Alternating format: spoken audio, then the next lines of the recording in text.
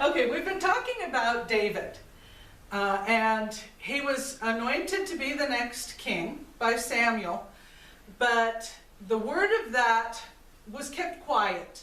For obvious reasons, because current kings don't like next kings being anointed while they're still alive, especially if it's not their son. There came a time when Saul was being oppressed by evil spirits, and David was brought into the courtroom to play music for him to help those spirits go away so they wouldn't bother Saul anymore. The spiritual one way to engage in spiritual warfare is to play praise and worship music and sing to God and focus our attention on him. That the Bible says, resist the devil and he will flee from you. So if you focus on worshiping God, Satan leaves you alone. Time came when the Philistines attacked Israel. And Israel had been servants to the Philistines for some time, paying taxes and such. But they came and attacked Israel. And the two armies lined up on two opposing hillsides. And they were getting ready to fight. And this big man comes out of the Philistine side. The Bible says he was over 9 feet tall. Brother John, how tall is our roof here? 8 feet. This is 8 feet, so his head would have been a foot higher than our ceiling. So he was a big man. How tall is Shaq? 7'1", 7'2". Yeah, so 2 feet taller than Shaq. Which is, I've seen Shaq standing next to normal men, and they look like small children. Goliath was even bigger than that. He came out and he said, look, this is a waste of time and energy for us to fight and kill each other and all of that. I propose a contest. You get your best fighter and you send him out here to fight me, and whoever wins, their side wins. So if I win, you'll be our servants, and if your guy wins, we'll be your servant. And then he proceeded to cuss out Israel's God and to call all of them bad names and your mama and all the things, you know, the smack talk that would go with warfare. And no one from Israel came out to fight him. So he went back to his camp, and there was no fighting for the war that day. Twice a day, he came out and he would do this same spiel. And the both armies just stood on their hilltops while he did this. No one from Israel ever came out.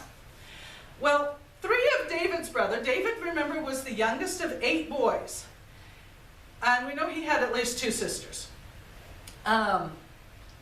His 3 oldest brothers were off with the Israelite army, and they hadn't heard from them in a while, so his dad gave him some supplies and gave him some gifts for the sergeant and sent him to check on his brothers and see what was going on. When he got there, Goliath came out. So he timed it just right to see Goliath come out, and he did his spiel and all of that. And David said, well, how dare he? And he turned to one of the soldiers nearby and he said, why isn't anyone fighting him? And what's going on? And the soldiers told him, nobody wants to go fight him. We're all afraid. I mean, look at him. But the king has promised that whoever can defeat Goliath, the king will make him rich, the king will give him his daughter to marry, and the king will make his family tax-free in the whole land of Israel.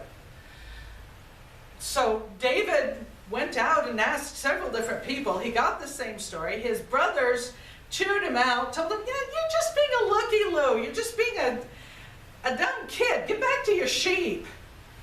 Well, David started saying, you know, I could take him. I got God. My God's bigger than that dude.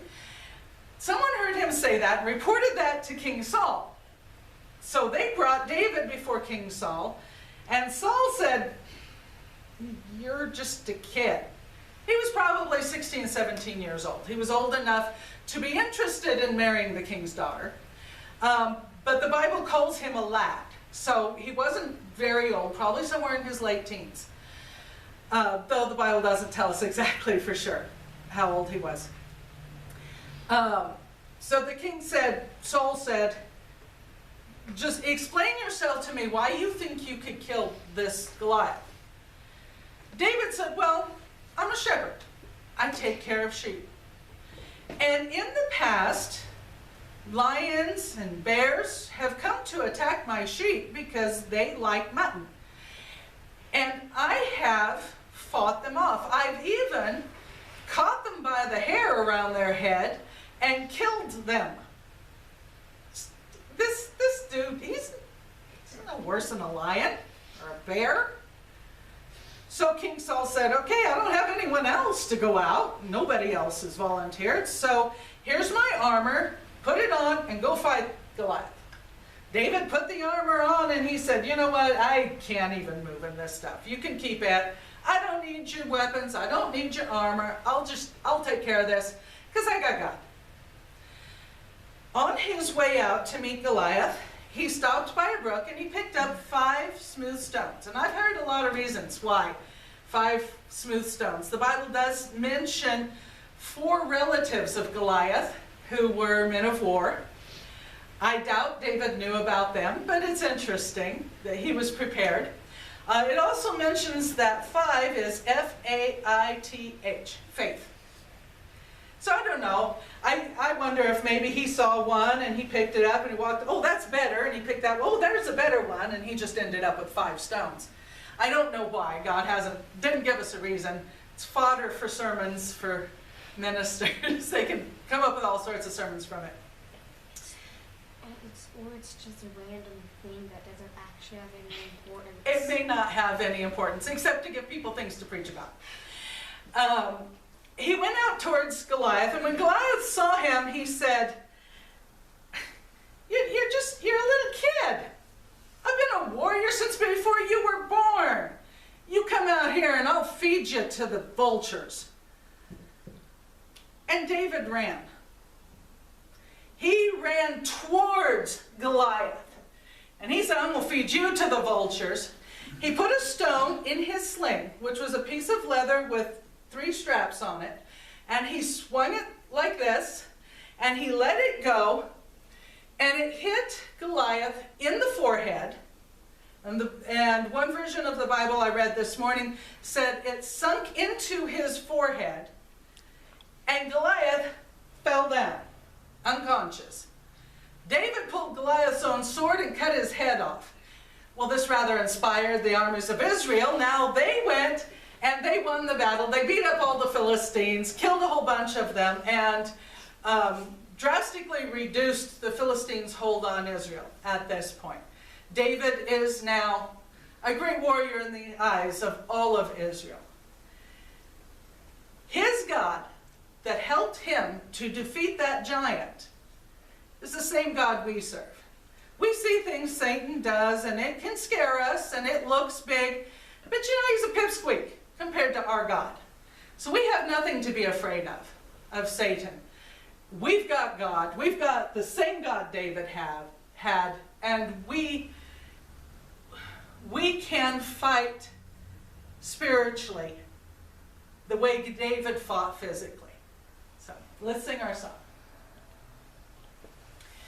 Only a boy named David, only a little sling.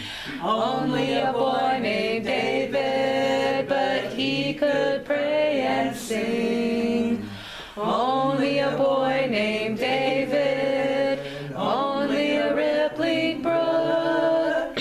Only a boy named David, but 5 little stones he took. And 1 little stone went into the sling, and the sling went round and round. And 1 little stone went into the sling, and the sling went round and round. And round and round and round and round and round and round and round. And 1